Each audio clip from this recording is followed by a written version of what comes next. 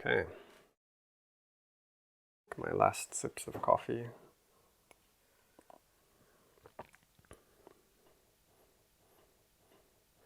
So, my name is James O'Callaghan. I'm a composer and multimedia artist from Canada, currently based in Montreal.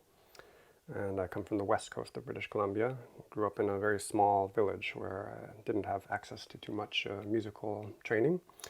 And so my entry into music was later in life when I started to study in university.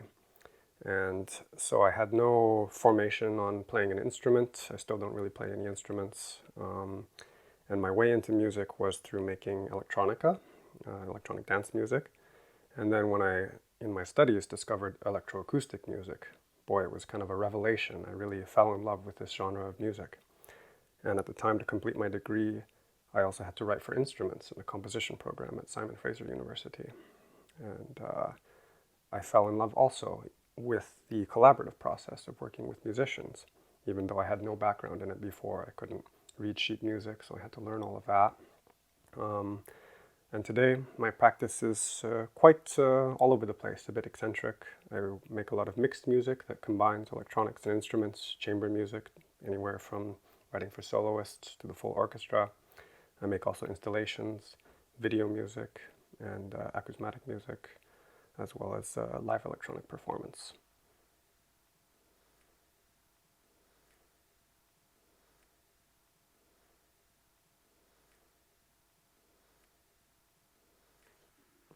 So what really excited me about electroacoustic music is that it's a kind of genre of music that's really focused on the sound. And as a young person interested in electronica, which is maybe more beat-oriented, you can think of techno like that, I found that I wasn't too interested in making melodies or even beats too much. And so I thought maybe I would go into production, working on the sound, kind of crafting and refining the sound like that. And discovering electroacoustic music for me was a revelation because it's a kind of music that really works on all these details about the timbre of the sound, what's the quality of the sound. Even particularly in Simon Fraser University where I studied, there's a rich tradition of soundscape music where we're really interested in the sounds from the environment or how sound can make us think about our environment or connect to everyday life or some kind of meaning. Historically, music is often a very abstract medium. What does it mean when you hear a melody, for example? But if you hear a recording of something that you recognize, you can begin to create an art form that really connects with the outside world, and you can kind of think about it in conceptual ways. So to me, electroacoustic music is kind of about these things. It's you could call it sound art. In some countries, it's often referred to as sonic arts or sound art. And then it's very connected to this genre I mentioned earlier, Acousmatic music, which comes from the French school that really kind of founded these ideas in a way. And what we think of as electroacoustic music really comes from these 40s and 50s experiments in France with Pierre Schaeffer, Pierre Henry, people like that at Radio France.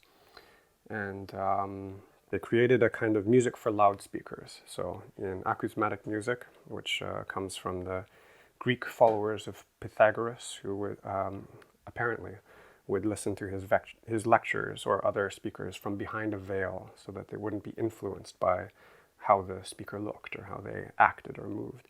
And so it's a music that's really concentrated on how we listen. When you go to an acousmatic music concert, you're usually in the dark. You're still sitting in an audience with chairs around you, usually still facing forward, but there's nothing to look at. And you often have many loudspeakers. In France, often there's the loudspeaker orchestra, a lot of speakers on stage around you. And in many other countries, it's usually more limited to a ring of speakers around you, perhaps a dome as well.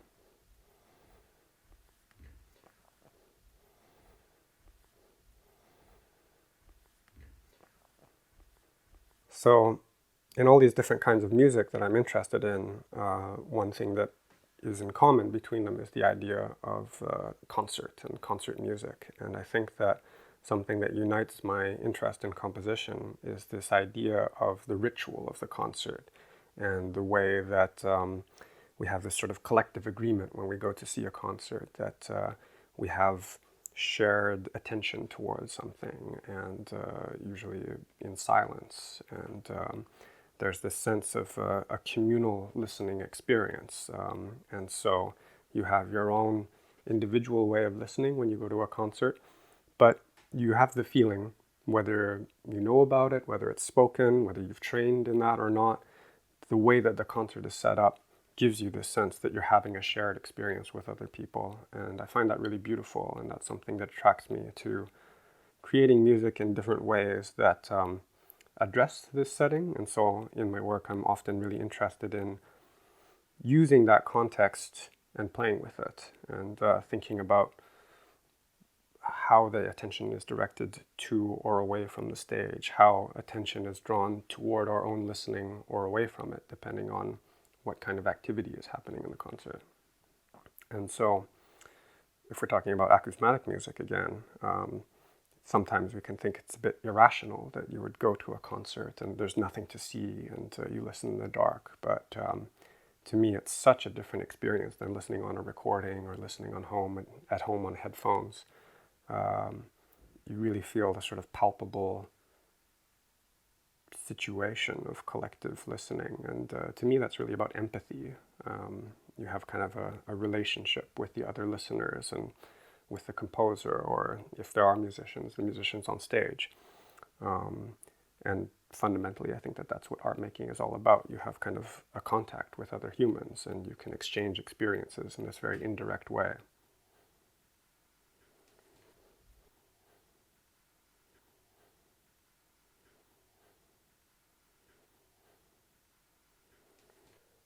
So, coming from my initial training in acousmatic music, where there are no performers, to then working with musicians who read from a score, one thing that I found really interesting in combining the approach is that the compositional process is quite different, and mixing them together is really fascinating.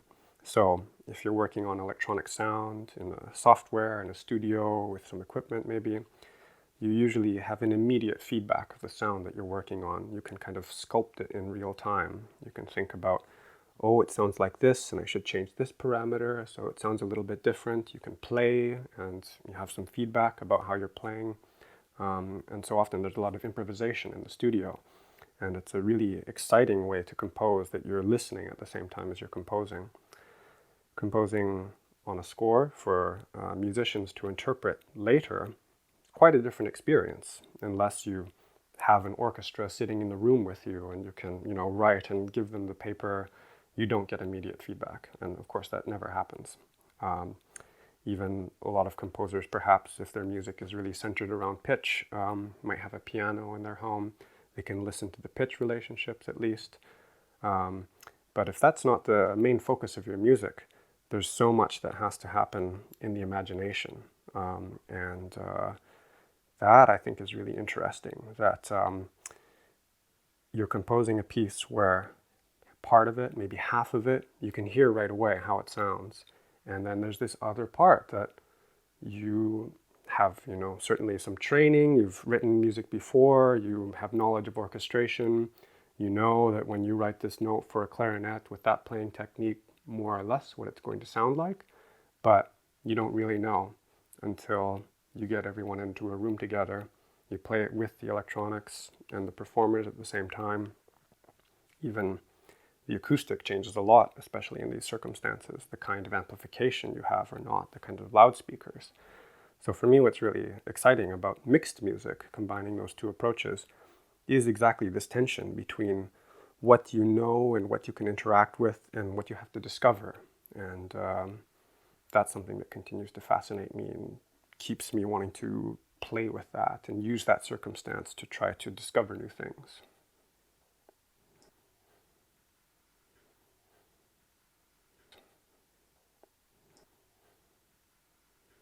It's always very interesting as well to consider not just which instruments you're writing for, but which people in particular you're writing for. Those musicians have individual voices, they have individual personalities, they have different ways of playing, of course. And so To me, a big part of writing for instruments is thinking about the exact people that I'm going to collaborate with. And I get a pretty big range of experiences from the different sorts of collaborations I've had. Sometimes it's for a group that I've never met in real life. And so there's a lot of trust that has to happen, you know. There's this shared sense of, okay, we have a similar training, and so we should expect that it will go like this. And sometimes you have surprises, and often you have this shared understanding that helps make it happen. But I really appreciate the opportunity to work over a long period of time with musicians, and I have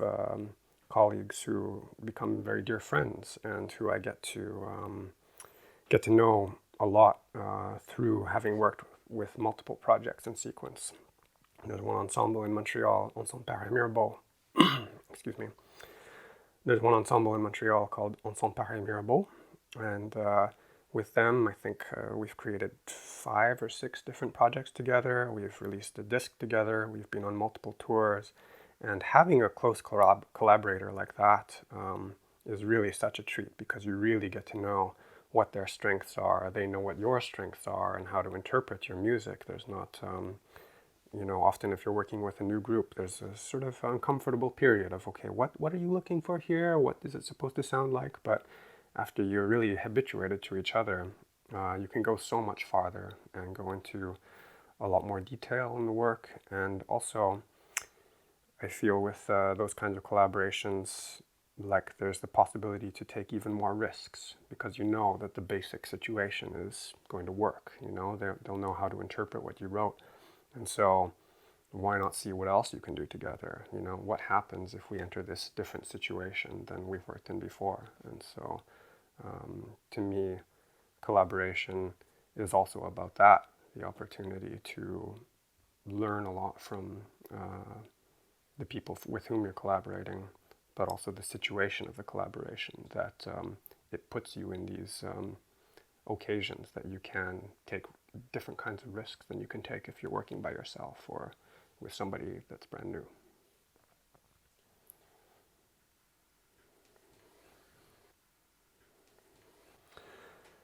So I've selected to share a piece of work of mine that I think illustrates a little bit the kind of diversity of these approaches that I've worked through in my career. It's a piece called Reasons for Amplified Books and Electronics. And so it is, in the piece, as you'll see, there are 2 books that are sitting on a table. There are microphones above the books, and the performer manipulates them in their hands as if they were musical instruments, say. There's a notation, there's a score, which is mostly graphically notated, as a kind of a legend of this black triangle means that you close the book, or these little lines mean you shuffle the pages, and these kinds of things. So it kind of hybridizes the idea of traditional musical notation, where you can read from left to right, the sequence of events that's going to happen, but it leaves a certain room for improvisation as well. So in this piece, I was commissioned by a percussionist who asked me to write something that he could perform just with his hands. So often percussionists have mallets or sticks to play with whatever instrument that they're using.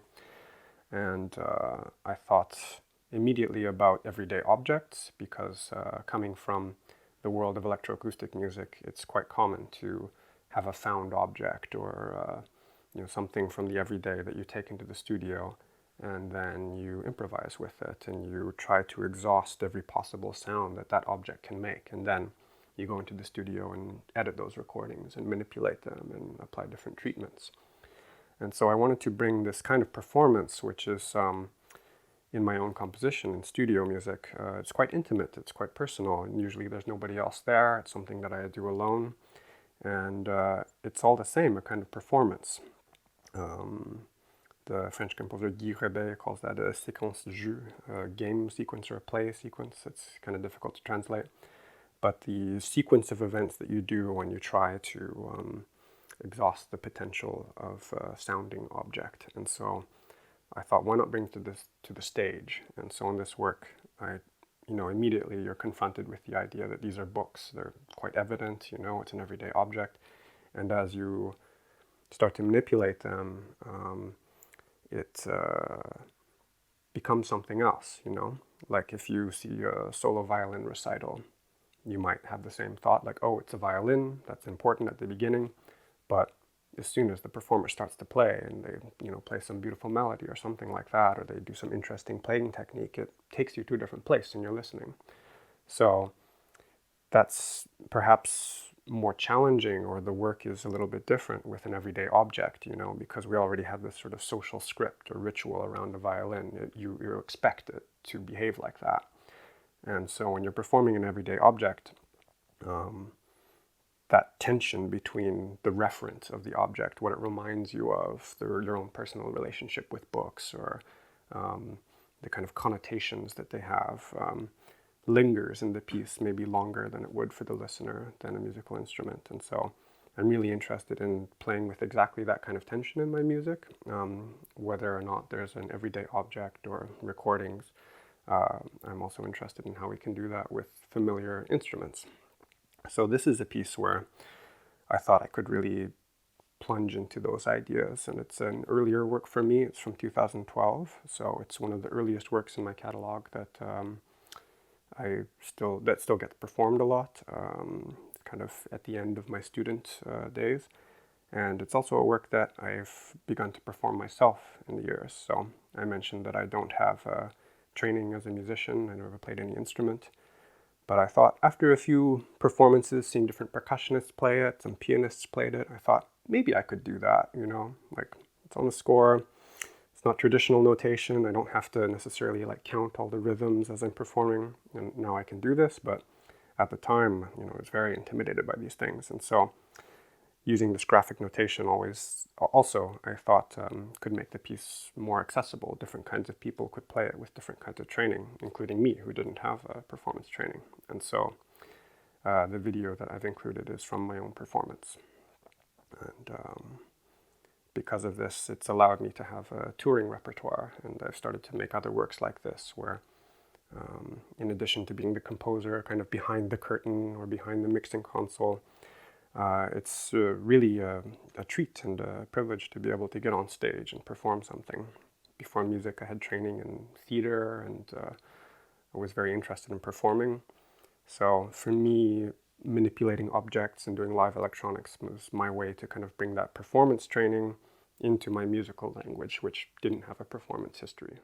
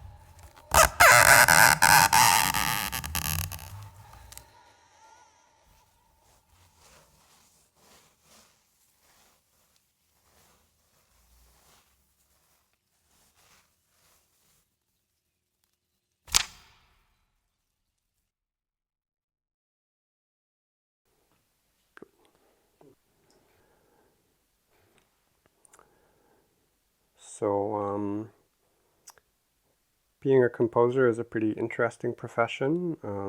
Like any kind of artist, it's often a very precarious profession if you are not attached to any kind of institution. Um, and so, as a freelance composer, my work is quite free, which is something that I really enjoy about that. I don't have a place to go that I show up to from 9 to 5 every day. But in that freedom, there's also a lot of precarity as well. And so keeping one's own schedule is something that one, as a self-employed person, that one has to really control every aspect. The business, you're also a business person. How do you promote your work? How do you find opportunities? How do you make sure that when there's a performance that you receive the correct royalties for it? And all of these kinds of exchanges are part of the job. It's not just the part where you sit alone and write on a piece of paper or work at the computer or in the studio. And so it's a quite diverse kind of work. There are those moments, a lot of it is time spent alone in the office or the studio, really just thinking, even more than the act of composing, however you do it. There's also the more social side, the performance side, where then, you go and travel for a premiere, or you go to a festival, or these kinds of things where you meet other artists and you collaborate, and that's a part of it that I really love. Often these things feel quite separate. There might be periods of activity that are, months of just composing alone, and then suddenly there's this sort of sequence of productions, and depending on the timing of these things. I'm pretty lucky to be a very active composer right now, so I have a lot of commissions for new works, and that can come from different kinds of ensembles or organizations, and it's usually they have their own formation. We are a sextet, we have these instruments, it's going to be on this day, this is how much money we can pay you, this is how long the piece has to be. Sometimes there's a kind of a theme to the concert, and so, would you somehow address that idea or theme in your work? Usually, if that exists, it's very kind of just something to get started. Usually I don't have somebody saying, oh, you have to compose in this way. Usually you have a lot of freedom to do what you do, which I quite enjoy and appreciate, of course.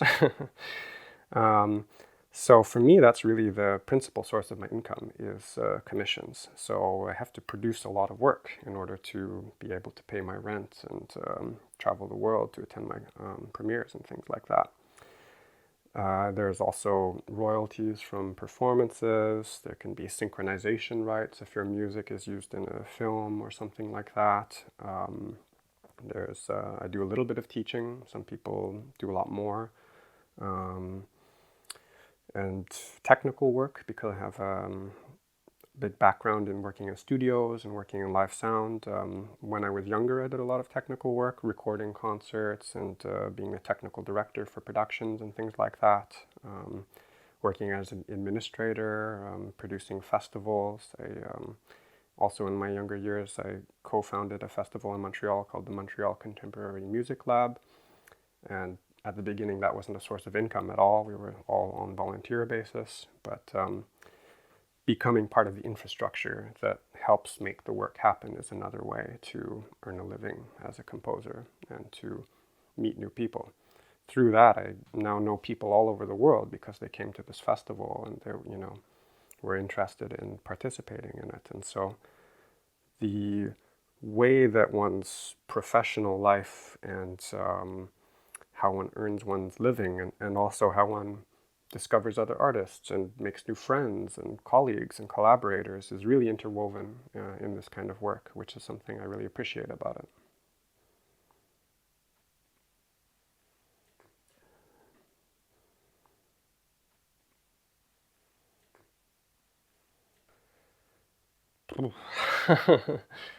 Yeah, of course, the future of sharing music is quite complex, and how we listen, the means that we have to access and discover new music is always changing. And so, if we talk today about things like streaming and these kinds of platforms for listening to music, um, for me, it's not too different from my experiences with physical media, selling albums on CD or vinyl, this kind of thing.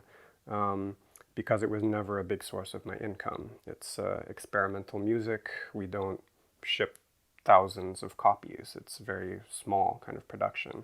So for me, the kind of sharing of music outside of the concert experience is exactly that, a way to share the music and to introduce it and to say, okay, this is my work, you can listen to it, and then hopefully that means that people become interested and they come to a concert, which is where the real experience of the art can exist.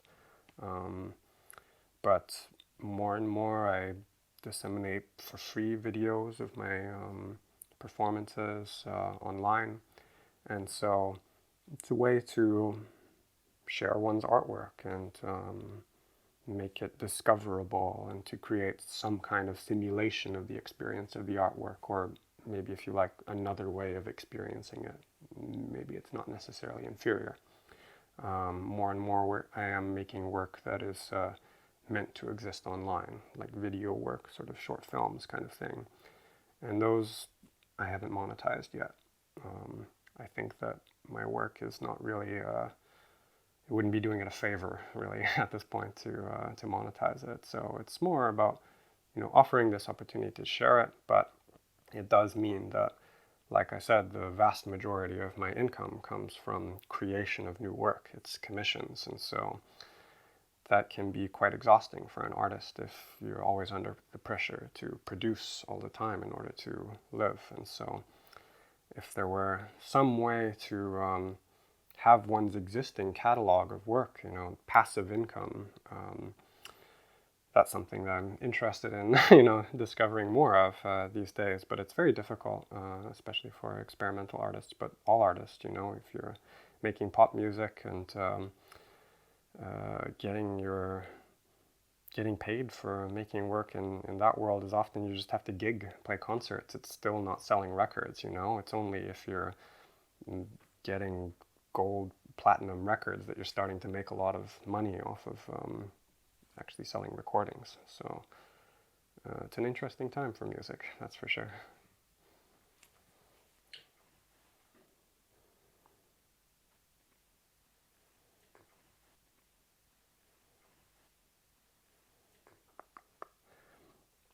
So I mentioned that I'm a composer from Canada, and I still live in Montreal. That's where I pay rent. But today we're shooting this video in Berlin, and so often I'm in Europe for my work, and more. And so for me, it seems like a natural progression to move my base in this direction, and that's in my plan in the next year.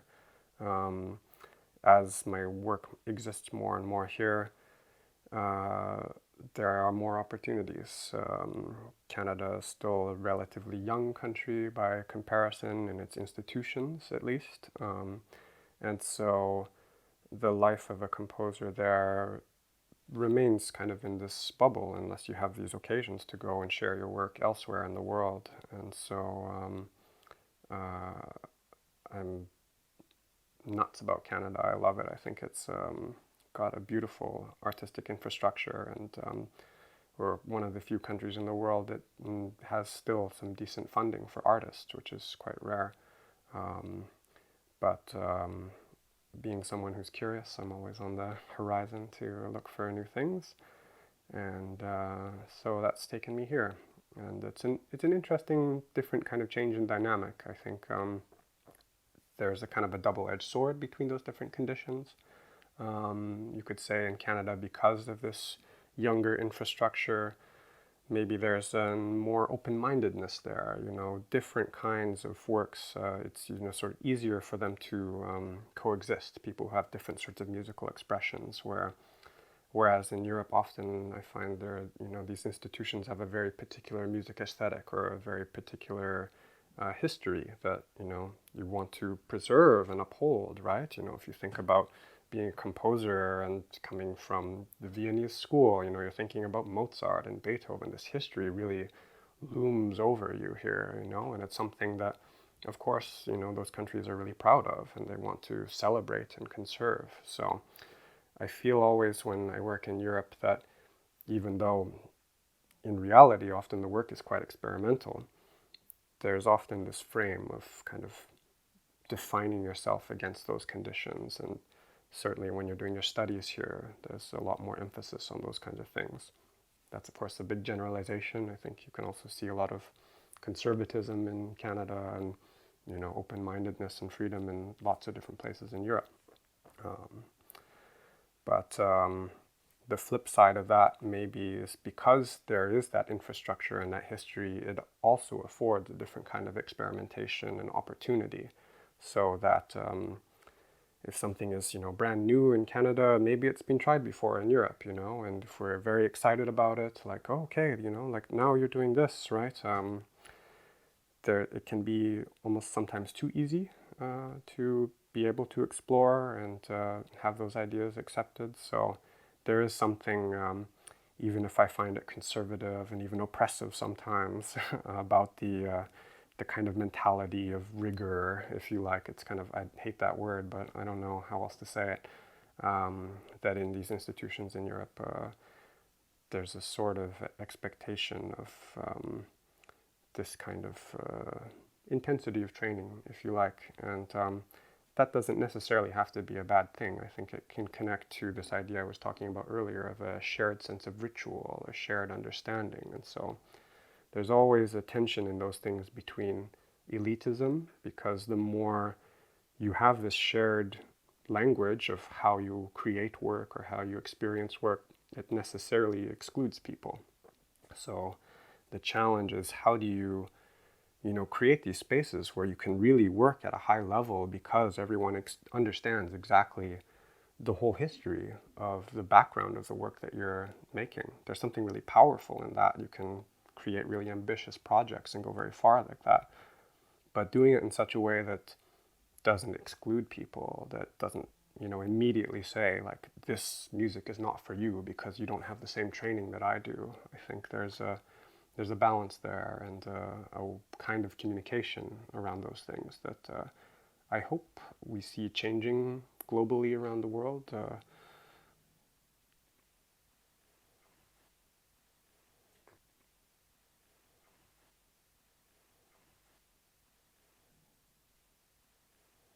Goodness me. Um, yeah, it's a funny thing. So I was talking earlier about the idea of listening to recorded music, of experimental music, and this kind of way of sharing music. In my own experience, and I think it's pretty common for creators and appreciators of experimental concert music, it's not really something that I would listen to for leisure, if I, cooking in my kitchen, or if I don't drive a car, but if you're driving in your car, or listening to music on the bus or the U-Bahn, whatever it is. I'm not going to put on, Helmut Lachenmann's string quartet or, whatever, example that you want, right?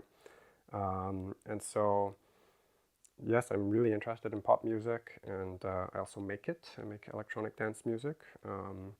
But I think they're different kinds of music for a reason, in a way. They serve different functions in our lives. So, and there's always a lot of blurring, of course, between what is possible and these different functions of music. So in my leisure listening, if you like, it often veers more again to the electronic and to the experimental electronics. So some of the artists that are making work in that world right now that I really love listening to are Arca, who's a Venezuelan producer. They're really interesting. She's making like really fantastic work, very experimental, but you know, it has this kind of immediacy, very personal. There's a DJ in New York that I really like that I've worked with a little bit, Sebastian Maria. He's part of a collective called Saison Department, and they're really kind of blowing up right now in New York and doing all these amazing shows. And it's another recommendation. Yeah, I'm always listening to new things, discovering new things, always on the hunt for new sounds.